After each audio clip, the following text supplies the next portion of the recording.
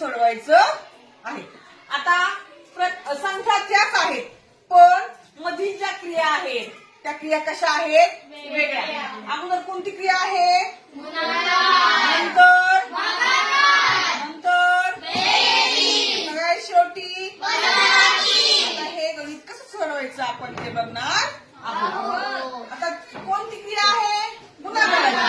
मग आपण गुणाकाराची क्रिया असल्यावर आडवा गुणाकार करणार आहोत. कसा करणार आहोत?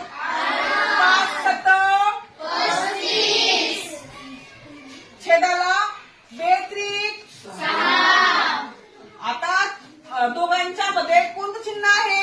भागाकार असल्यानंतर आपल्याला तिरकाच गुणाकार करायचा आहे. कसा करायचा आहे?